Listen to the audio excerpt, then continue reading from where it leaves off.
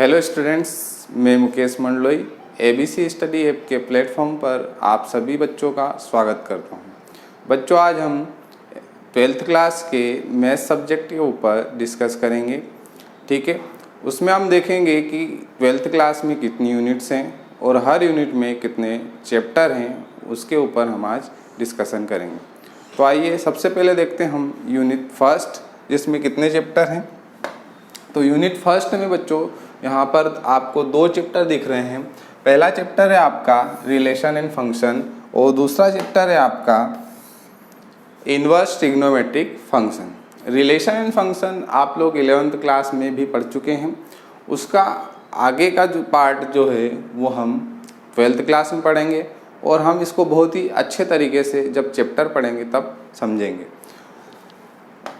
Relation and function में आप लोगों को क्या क्या पढ़ना है उन टॉपिक्स के ऊपर देख लेते हैं। पहला टॉपिक है यहाँ पर टाइप्स ऑफ रिलेशन। रिलेशन में कितने टाइप्स होते हैं वो सारे टाइप आपको बहुत ही अच्छे तरीके से यहाँ पे पढ़ाए जाएंगे। उसके बाद में है types of function. Types of function मतलब फंक्शन कितने तरीके के होते हैं वो फंक्शन यहाँ पर हम देखेंगे। उसके बाद में है बाइनरी ऑपरेशन। बाइनरी ऑपरेशन क्या होता है, किस पर अप्लाई किया जाता है, वो सारी चीज़ें हम इस चैप्टर में पढ़ेंगे।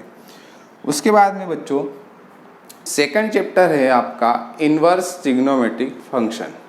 वैसे तो आप सभी ट्रिग्नोमेट्रिक फंक्शन के बारे में जानते हैं और 11th में हमने बहुत अच्छे तरीके से इनवर्स ट्रिग्नोमेट्रिक फंक्शन पढ़ा होगा। ठीक है, उसी पर बेस्ड यहाँ पर हम इनवर्स ट्रिग्नोमेट्रिक फंक्शन पढ़ेंगे। तो इनवर्स ट्रिग्नोमेट्रिक फंक्शन में हमको क्या क्या देखना है, तो जैसे आपने साइन थीटा कोस थीटा सारे ट्रिग्नोमेट्रिक फंक्शन देखे थे, उनसे ही रिलेटेड यहाँ पर इनवर्स ट्रिग्नोमेट्रिक या इनवर्स फंक्शन देखेंगे। उसके अलावा आप लोगों को इनवर्स फंक्शंस की डोमेन फाइंड करने को क्वेश्चन मिलेंगे, रेंज फाइंड करने के लिए क्वेश्चन मिलेंगे और इनको हम बहुत अच्छे तरीके से करेंगे। ठीक है, उसके बाद में है unit number second. Unit number second में आपको दो चैप्टर मिलेंगे। पहला चैप्टर है आपका मैट्रिसेस और दूसरा चैप्टर है डिटर्मिनेंट्स। तो डिटर्मिनेंट्स और मैट्रिसेस आपके दो चैप्टर यूनिट नंबर सेकंड के अंदर आते हैं। तो बात करते हैं हम फर्स्ट चैप्टर की जो है मैट्रिसेस। बात करते हैं हम फर्स्ट चैप्टर मैट्रिसेस की। मैट्रिसेस में हमको क्या क्या पढ़ना है बच्चों। मैट्रिसेस को मैट्रिक्स भी कहा जाता है, तो हमें सबसे पहले इसमें डेफिनेशन ऑफ मैट्रिक्स देखना है कि मैट्रिक्स की डेफिनेशन क्या होती है, मतलब मैट्रिक्स किसको कहा जाता है। उसके बाद में टाइप्स ऑफ मैट्रिक्स देखेंगे हम। ठीक है, उसके अलावा हम मैट्रिक्स पर कुछ ऑपरेशन अप्लाई करेंगे, जैसे एडिशन है, सब्सट्रैक्शन है, मल्टीप्लिकेशन है। ये सारे ऑपरेशन दो मैट्रिक्स पर अप्लाई किए जाएंगे। उसके अलावा ट्रांसपोज ऑफ मैट्रिक्स यहाँ पर पढ़ा जाएगा और अगला है आपका इन्वर्स ऑफ मैट्रिक्स। इन सारे मैट्रिक्स के ऊपर हम डिस्कशन करेंगे। बच्चों, ये टॉपिक आपके लिए नया है, लेकिन हम इसको बहुत ही अच्छे तरीके से यहाँ पर एक्सप्लेन करेंगे और आपको मैं ये गारंटी देता हूँ कि आपको कुछ भी डाउट इसमें नहीं आएगा। उसके बाद में अगला आपका टॉपिक है डिटर्मिनेंट्स। डिटर्मिनेंट्स भी मैट्रिक्स या मैट्रिसेस से रिलेटेड टॉपिक है, तो उसके ऊपर भी हम इस चैप्टर में डिस्कशन करेंगे। तो डिटर्मिनेंट्स में हम देखेंगे रूल्स ऑफ डिटर्मिनेंट्स।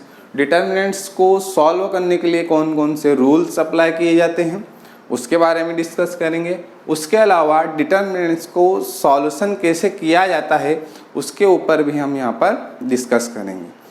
अगला यूनिट है आपका unit number third. Most important unit है।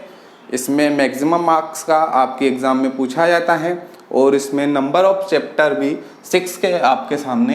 पहला चैप्टर है आपका कंटिन्यूटी एंड डिफरेंशियबिलिटी। तो आप लोगों ने जैसे 11th क्लास में लिमिट्स पढ़ा होगा, लिमिट्स से रिलेटेड ही यहाँ पर ये आपका टॉपिक दिया गया है। इसमें आपको दो चीज़ें पढ़नी है। पहला है डेफिनेशन ऑफ कंटिन्यूटी, मतलब कंटिन्यूटी की डेफिनेशन पढ़नी है और उस पर बेस्ड हमको क्वेश्चन करना है।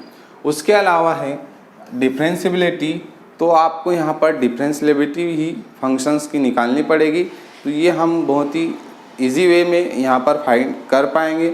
उसके लिए आपको थोड़ा सा लिमिट्स निकालते आना चाहिए, जो कि आप लोग 11th क्लास में कर चुके हैं। उसके बाद में है आपका सेकेंड चैप्टर डिफरेंशिएशन। डिफरेंशिएशन भी 11th क्लास में आपने बेसिक फार्मूलों में पढ़ चुके हैं।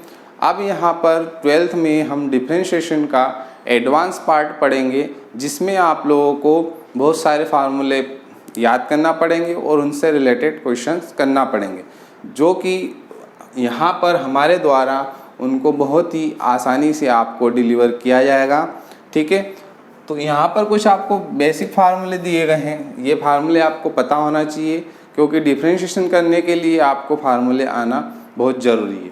उसके बाद में differentiation of trigonometric functions. Trigonometric functions का डिफरेंशिएशन कैसे होता है, उसके फार्मूले भी यहाँ पर दिए गए हैं। इन पर बेस्ड भी हमको क्वेश्चंस करना है। अगला टॉपिक है आपका एप्लीकेशंस ऑफ डेरिवेटिव्स। जो हम लास्ट चैप्टर हमने देखा था डिफरेंशिएशन, उससे रिलेटेड ही यह चैप्टर है। इस चैप्टर में हम क्या करेंगे, डिफरेंशिएशन जो हमने किया है उसका उपयोग कहाँ किया जाता है, उसका एप्लीकेशन कहाँ किया जाता है, उसके ऊपर डिस्कशन करेंगे। तो इसमें हम लोग देखते हैं कि डिफरेंशिएशन का उपयोग कहाँ करेंगे हम। तो यहाँ पर आपको एक टॉपिक दिख रहा है, rate of change of quantities. Quantities के रेट में चेंज निकालने के लिए हम डिफरेंशिएशन का यूज़ किया करते हैं। उसके बाद में है एरर्स एंड अप्रोक्सीमेशन।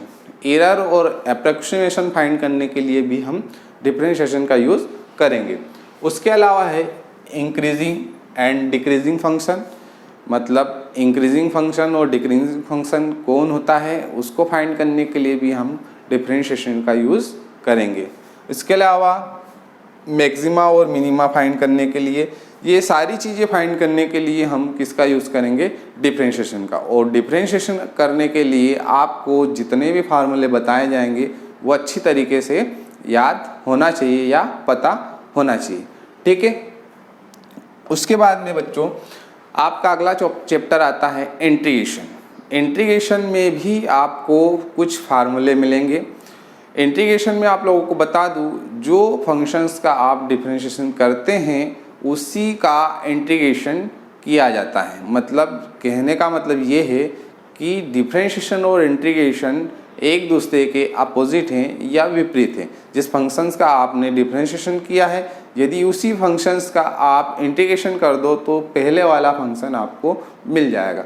तो इसको सॉल्व करने के लिए भी आपको बहुत सारे फार्मूले यहाँ पर लिखे हुए हैं, वो सारे फार्मूले पता होना चाहिए। उसके बाद में हम सारे क्वेश्चन इंटीग्रेशन के कर सकते हैं।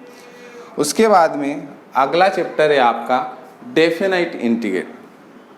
जो फोर्थ चैप्टर हमने देखा था वो इंटीग्रेशन है। यहाँ पर भी इंटीग्रेशन करना है, लेकिन थोड़ा सा यहाँ पर चेंज आएगा।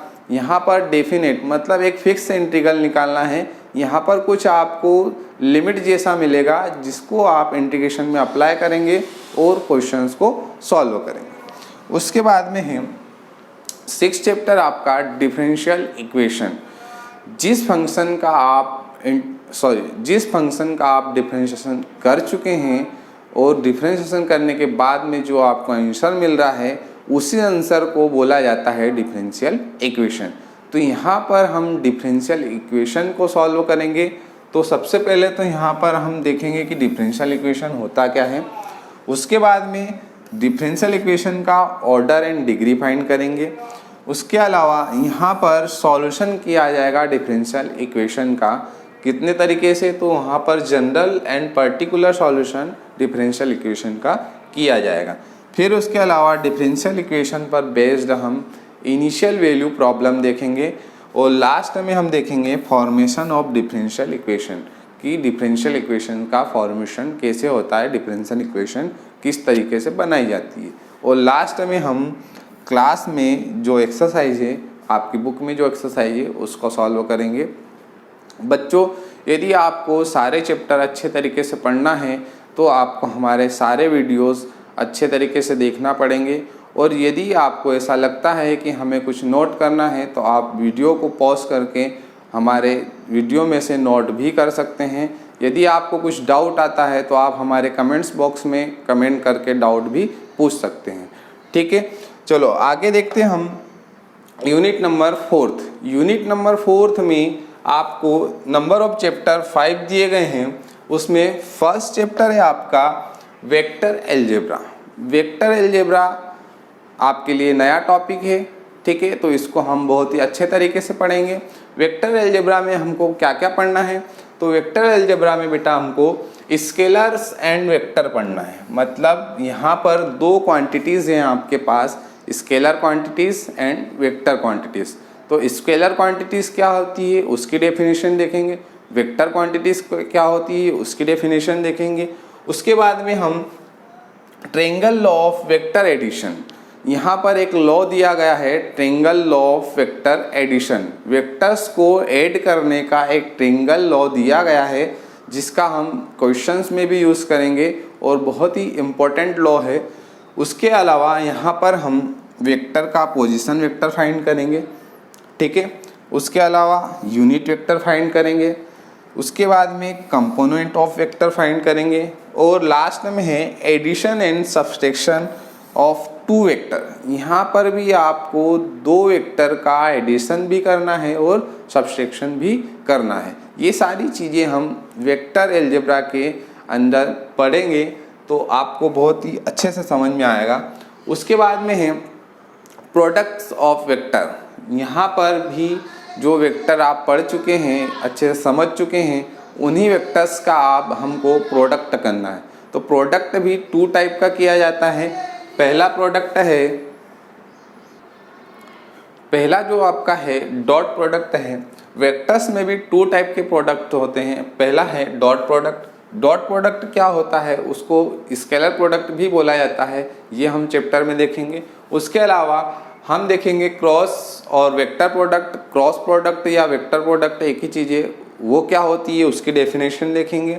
उसके अलावा प्रोडक्ट के रूल के हिसाब से ही हम टू वेक्टर्स के बीच का एंगल फाइंड भी करेंगे। Angle between two vectors, angle find करने के लिए आपको टू वेक्टर्स का प्रोडक्ट करते आना चाहिए, वो हम यहाँ पर बहुत ही आसानी से सीखेंगे। उसके बाद में स्केलर ट्रिपल प्रोडक्ट, यहाँ पर हम प्रोडक्ट का वेक्टर्स का ट्रिपल प्रोडक्ट भी निकालेंगे। अगला चैप्टर है हमारा 3 डायमेंशनल ज्योमेट्री। बहुत ही छोटा चैप्टर है। ठीक है, इसमें हमको केवल क्या सीखना है कि डायरेक्शंस कोसाइन क्या होती है, वेक्टर्स की डायरेक्शन कोसाइन क्या होती है और डायरेक्शन रेशियो क्या होता है। ये दो चीज़ों को इस चैप्टर में हमको सीखना है और बहुत ही छोटे क्वेश्चंस हैं, वो हम इन दो चीज़ों को सीख कर सकते हैं। ठीक है, उसके बाद में अगला चैप्टर है आपका द स्ट्रेट लाइन। मतलब यहाँ पर हमें लाइन के बारे में पढ़ना है। वैसे तो लाइन के बारे में हम पहले भी पढ़ चुके हैं, लेकिन बेटा यहाँ पर लाइन को हमें स्पेस में देखना है कि लाइन की इक्वेशंस के बारे में पढ़ना है। तो लाइन की इक्वेशंस के बारे में पढ़ना है तो लाइन की इक्वेशन 3 टाइप से फाइंड की जाती है। पहली है वेक्टर इक्वेशंस, दूसरी है पैरामेट्रिक इक्वेशन और तीसरी है कार्टेशियन इक्वेशन। सबसे पहले तो हम इन तीनों टाइप की लाइन की इक्वेशन देखेंगे, सीखेंगे कि कैसे निकलती है, कहाँ से मिलती है, वो सारी चीज़ें हम इस चैप्टर में सीखेंगे।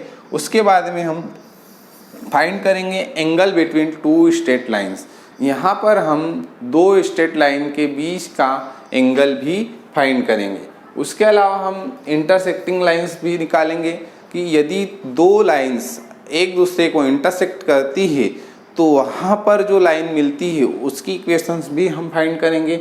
उसके अलावा shortest distance between two parallel lines, यहाँ पर हम जो दो पैरेलल लाइन होती है उनके बीच का शॉर्टेस्ट डिस्टेंस फाइंड करेंगे और इस पर बेस्ड एक क्वेश्चन आपको एग्जाम में बेटा हमेशा आता है। ठीक है, उसके बाद में है द प्लेन। प्लेन के बारे में भी आप लोग पहले से पढ़ चुके हैं, सुन चुके हैं कि प्लेन क्या होता है। प्लेन को हिंदी में समतल बोला जाता है।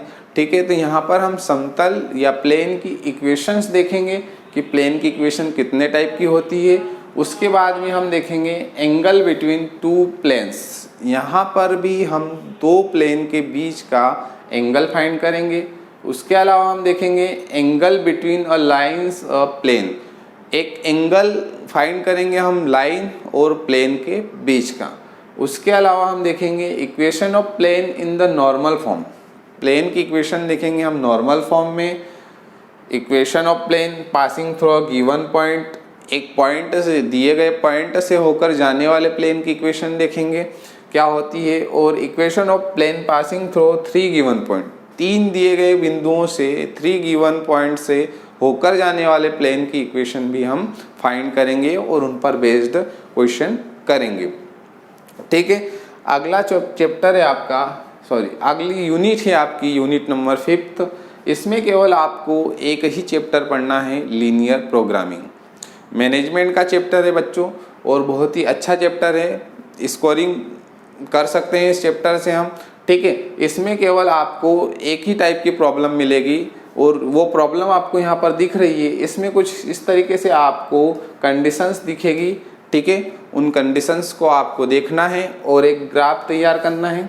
ठीक है, उस ग्राफ को तैयार करने के बाद में हमें कुछ पॉइंट्स मिलेंगे। उन पॉइंट्स को हमें इस कंडीशंस में पुट करना है और सॉल्यूशन निकालना है।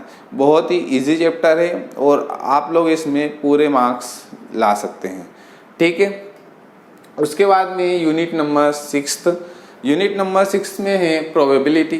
प्रोबेबिलिटी आप लोग 10th में भी पढ़ चुके हैं, 11th में भी पढ़ चुके हैं, लेकिन यहाँ पर जो है प्रोबेबिलिटी का कुछ एडवांस वर्जन है, वो आपको यहाँ पे पढ़ना है। तो वो भी हम यहाँ पर बहुत ही बेहतर तरीके से सीखेंगे।